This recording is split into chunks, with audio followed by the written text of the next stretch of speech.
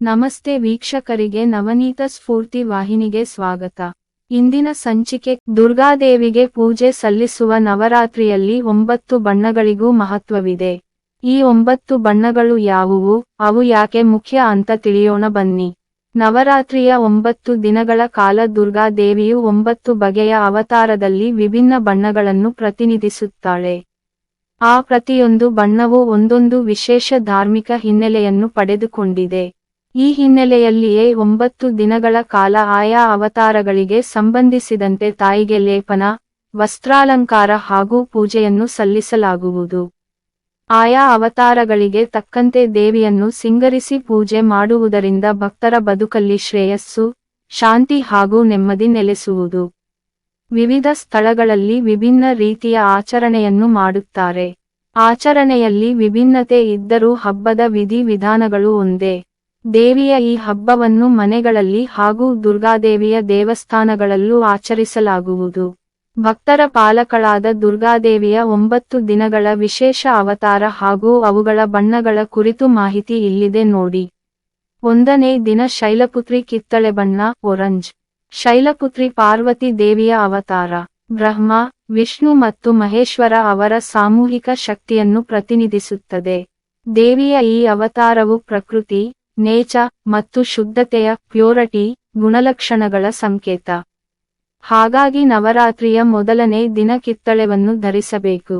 2ನೇ ದಿನ ಬ್ರಹ್ಮಚಾರಿಣಿ ಬಿಳಿ ಬಣ್ಣ ವೈಟ್. ಬ್ರಹ್ಮಚಾರಿಣಿ ಎಂದರೆ ಆನಂದ ಮತ್ತು ಶಾಂತ ಶಕ್ತಿಯನ್ನು ಹೊಂದಿರುವ ರೂಪ. ಕಠಿಣತೆಯನ್ನು ಅಭ್ಯಾಸ ಮಾಡುವ ತಾಯಿ. ಮೋಕ್ಷವನ್ನು ಪಡೆಯಲು ಬಯಸಿದರೆ ಅಥವಾ ಕಾರ್ಯಗಳ ವಿಮೋಚನೆಗೆ ಬಯಸಿದರೆ ದೇವಿಯ ಈ ಅವತಾರಕ್ಕೆ ಪೂಜೆ ಸಲ್ಲಿಸಿದರೆ ದೇವಿ ಅನುಗ್ರಹ ಮತ್ತು ಸಮೃದ್ಧಿಯನ್ನು ಕೊಡುವಳು. ಹಾಗಾಗಿ 2ನೇ ದಿನ ಧರಿಸಬೇಕಾದ ಬಣ್ಣ ಎಂದರೆ ಶುದ್ಧತೆಯ ಸಂಕೇತವಾದ ಬಿಳಿ ಬಣ್ಣ. 3ನೇ ದಿನ ಚಂದ್ರಘಂಟ ಕೆಂಪು ಬಣ್ಣ ರೆಡ್. ಚಂದ್ರಘಂಟ ಎಂದರೆ ಸುಂದರವಾದ ಸೌಂದರ್ಯವನ್ನು ಹೊಂದಿರುವ ರೂಪ. ಕೆಂಪು ಬಣ್ಣದಲ್ಲಿ ಕಂಗೊಳಿಸುವ ದೇವಿಯು ಅನುಗ್ರಹ ಮತ್ತು ನೆಮ್ಮದಿಯನ್ನು ಕರುಣಿಸುತ್ತಾಳೆ. ಸೌಂದರ್ಯ, ಬ್ಯೂಟಿ ಮತ್ತು ಧೈರ್ಯದ ಕರಜ್ ಸಂಕೇತವಾಗಿ ಈ ಅವತಾರದಲ್ಲಿ ದೇವಿ ಅವತರಿಸಿದಳು ಎಂದು ಹೇಳಲಾಗುತ್ತದೆ. ಆದ್ದರಿಂದ ಈ ದಿನ ದೇವಿಗೆ ಕೆಂಪು ಬಣ್ಣದ ವಸ್ತ್ರಾಲಂಕಾರ ಮಾಡುವುದರ ಮೂಲಕ ಪೂಜೆಯನ್ನು ಮಾಡಲಾಗುತ್ತದೆ. 4ನೇ ದಿನ ಕೂಷ್ಮಾಂಡ ಗಾಢ ನೀಲಿ ಬಣ್ಣ ಡಾರ್ಕ್ ಬ್ಲೂ. ಕೂಷ್ಮಾಂಡ ಅವತಾರವನ್ನು ಬ್ರಹ್ಮಾಂಡದ ಹಿಂದಿನ ಶಕ್ತಿ ಎಂದು ನಂಬಲಾಗಿದೆ. ಜಗತ್ತನ್ನು ಹಸಿರು ಸಸ್ಯವರ್ಗ, ಜೀವನದ ಸಂಕೇತ ಎಂದು ಪರಿಗಣಿಸಲಾಗುತ್ತದೆ. ಸುಂದರ ಮಂದಹಾಸದ ಮೂಲಕವೇ ಭಕ್ತರ ಅಗತ್ಯತೆಗಳನ್ನು ನೆರವೇರಿಸುವಳು ಎನ್ನಲಾಗುತ್ತದೆ. ಆದ್ದರಿಂದ ಈ ದಿನ ದೇವಿಗೆ ಗಾಢ ನೀಲಿ ಬಣ್ಣದ ಸೀರೆಯಿಂದ ಅಲಂಕಾರ ಮಾಡುವುದರ ಮೂಲಕ ಪೂಜೆ ಮಾಡಲಾಗುವುದು. 5ನೇ ದಿನ ಸ್ಕಂದ ಮಾತಾ ಹಳದಿ ಬಣ್ಣ ಯೆಲ್ಲೋ. ಸ್ಕಂದ ಮಾತಾ ಅವತಾರವು ಕಾರ್ತಿಕೇಯನ ತಾಯಿಯ ಅವತಾರ. ದುಷ್ಟ ರಾಕ್ಷಸನ ಸಂಹಾರಕ್ಕೆ ಅವತರಿಸಿ ಬಂದ ಈ ಅವತಾರವು ರಕ್ಷಣೆಯನ್ನು ಪ್ರತಿಬಿಂಬಿಸುತ್ತದೆ. ಸ್ಕಂದ ಮಾತೆಯನ್ನು ಪೂಜಿಸಿದರೆ ನಿಮ್ಮ ಮನೆಯಲ್ಲಿ ಶಾಂತಿ, ಪೀಸ್, ಸಮೃದ್ಧಿ ನೆಲೆಸುತ್ತದೆ. ಈ ದಿನ ಭಕ್ತರು ಹಳದಿ ಬಣ್ಣದ ಬಟ್ಟೆ ಧರಿಸಿದರೆ ಒಳ್ಳೆಯದು. 6ನೇ ದಿನ ಕಾತ್ಯಾಯನಿ ಹಸಿರು ಬಣ್ಣ ಗ್ರೀನ್.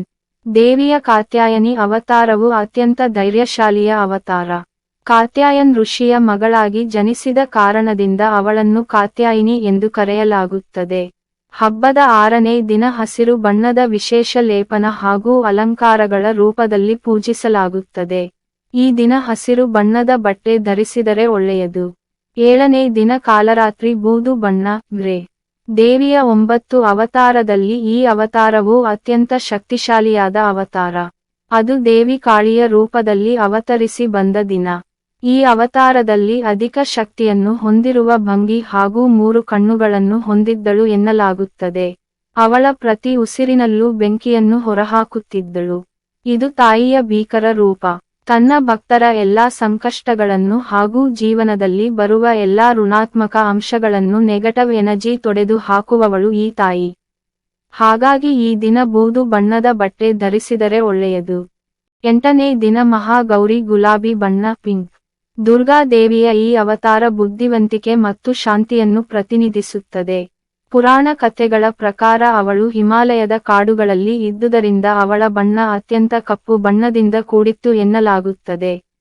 ಶಿವನು ಗಂಗಾ ನೀರಿನಿಂದ ಅವಳ ದೇಹವನ್ನು ಶುದ್ಧೀಕರಿಸಿದನು.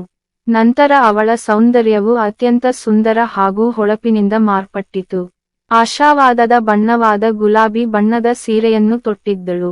ಹಾಗಾಗಿ ಈ ದಿನ ದೇವಿಗೆ ಗುಲಾಬಿ ಬಣ್ಣದ ವಸ್ತ್ರಾಲಂಕಾರ ಮಾಡುವುದರ ಮೂಲಕ ಪೂಜೆಯನ್ನು ಸಲ್ಲಿಸಲಾಗುತ್ತದೆ. 9ನೇ ದಿನ ಸಿದ್ಧಿದಾತ್ರಿ ಆಕಾಶ ನೀಲಿ ಬಣ್ಣ, ಸ್ಕೈ ಬ್ಲೂ. ಇದು ದೇವಿಯ ಕೊನೆಯ ಅವತಾರ. ಈ ದಿನವು ಹಬ್ಬದ ಕೊನೆಯ ದಿನ. ಈ ಅವತಾರವು ಸಂತೋಷ, ಆಶೀರ್ವಾದ, ಬ್ಲೆಸಂಗ್ ಮತ್ತು ಸಕಾರಾತ್ಮಕತೆಯನ್ನು ಸೂಚಿಸುತ್ತದೆ. ಎಲ್ಲಾ ರೀತಿಯ ರೋಗಗಳನ್ನು ಗುಣಪಡಿಸುವ ಶಕ್ತಿಯನ್ನು ಹೊಂದಿದವಳು ಈಕೆ. ಶುದ್ಧವಾದ ಆಕಾಶ ನೀಲಿಯ ಬಣ್ಣದಂತೆ ಆನಂದದಿಂದ ಹರಸುತ್ತಾಳೆ.